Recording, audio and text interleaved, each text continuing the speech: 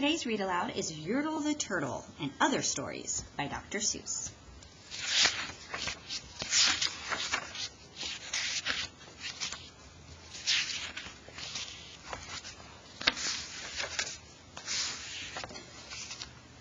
A lot of pages to flip through. On the faraway island of Salomon Sond, Yertle the Turtle was king of the pond. A nice little pond. It was clean. It was neat. The water was warm. There was plenty to eat. The turtles had everything turtles might need, and they were all happy, quite happy indeed. They were, until Yertle, the king of them all, decided the kingdom he ruled was too small. "I'm ruler," said Yertle, "of all that I see, but I don't see enough. That's the trouble with me. With this stone for a throne, I look down on my pond, but I cannot look down on the places beyond. This throne that I sit on is too low down. It ought to be higher," he said with a frown. "If I could sit high, how much greater I'd be. What a king! I'd be ruler of all I could see." So Yertle the Turtle King lifted his hand, and Yertle the Turtle King gave a command. He ordered 9 turtles to swim to his stone, and using these turtles he built a new throne. He made each turtle stand on another one's back, and he piled them all in a 9-turtle stack. And then Yertle climbed up. He sat down on the pile. What a wonderful view! He could see most a mile. "All mine," Yertle cried. "Oh, the things I now rule. I'm king of a cow, and I'm king of a mule. I'm king of a house, and what's more beyond that, I'm king of a blueberry bush and a cat. I'm Yertle the Turtle. Oh, marvelous me, for I am the ruler of all I can see." And all through the morning he sat there up high, saying over and over, "A great king am I," until long about noon. Then he heard a faint sigh. "What's that?" snapped the king. And he looked down the stack, and he saw at the bottom a turtle named Mac. Just part of his throne, and this plain little turtle looked up, and he said, "Beg your pardon, King Yertle. I've pains in my back and my shoulders and knees. How long must we stand here, your majesty, please?" "Silence!" the king of the turtles barked back. "I'm king, and you're only a turtle named Mac. You stay in your place while I sit here and rule. I'm king of a cow, and I'm king of a mule. I'm king of a house and a bush and a cat. But that isn't all. I'll do better than that. My throne shall be higher," his royal voice thundered. "So pile up more turtles. I want about 200. "Turtles, more turtles!" he bellowed and brayed, and the turtles way down in the pond were afraid.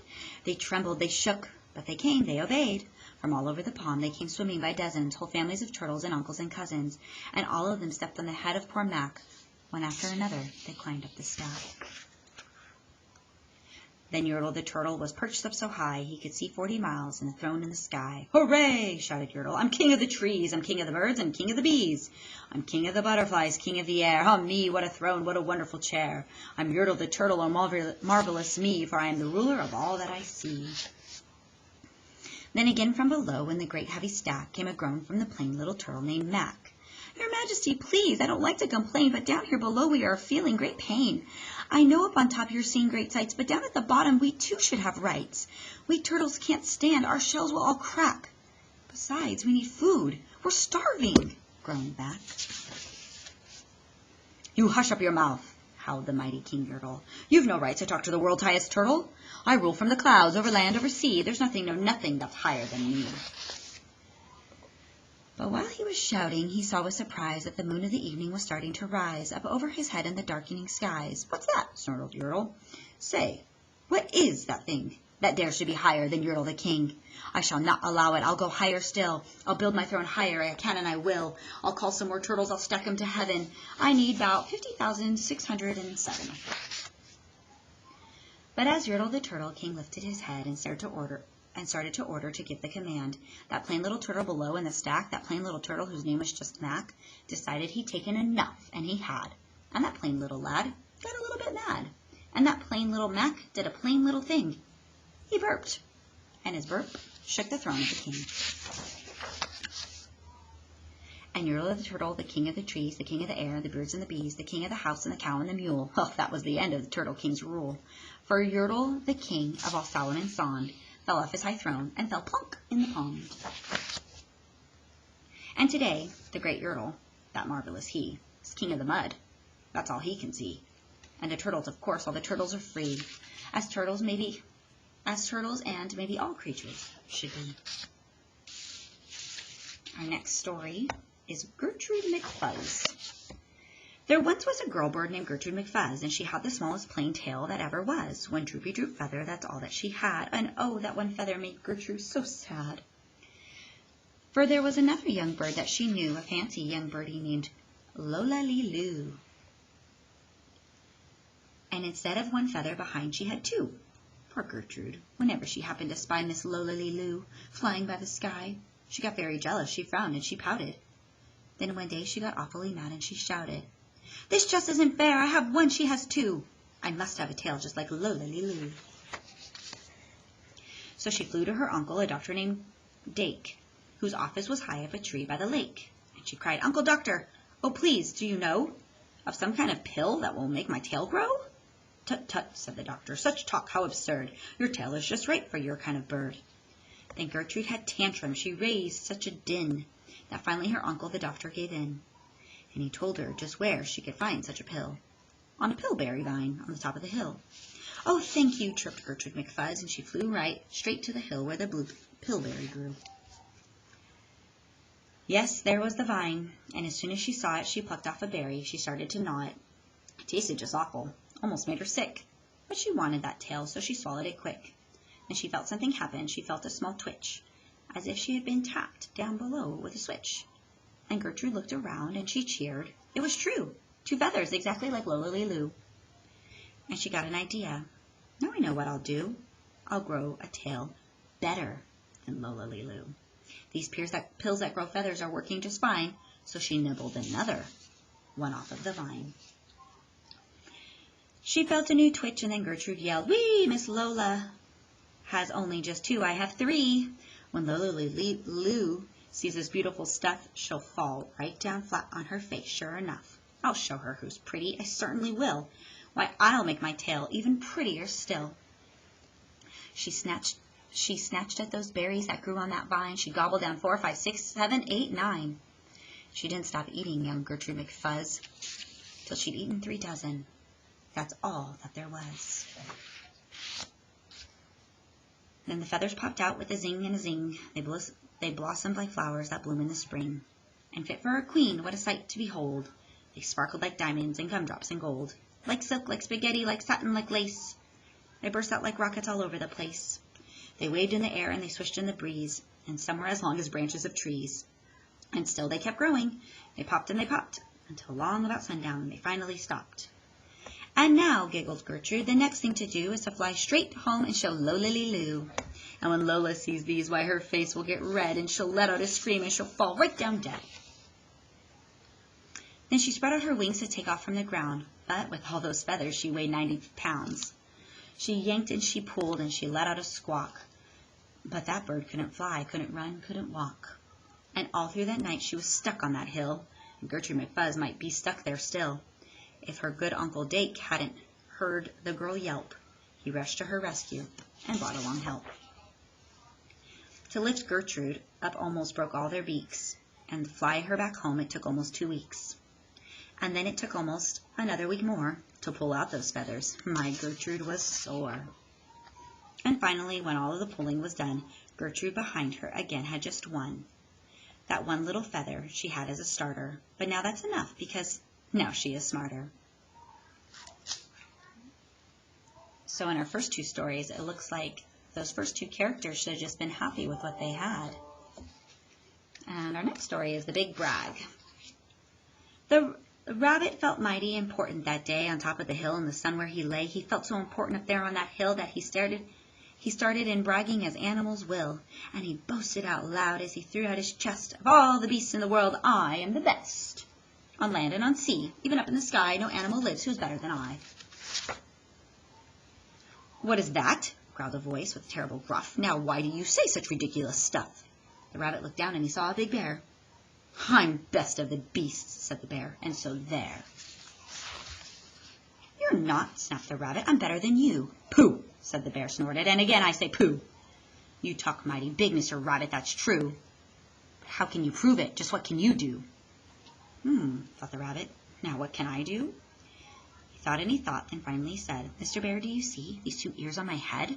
My ears are so keen and so sharp and so fine, no ears in the world can hear further than mine. Humph, said the bear. The bear grunted.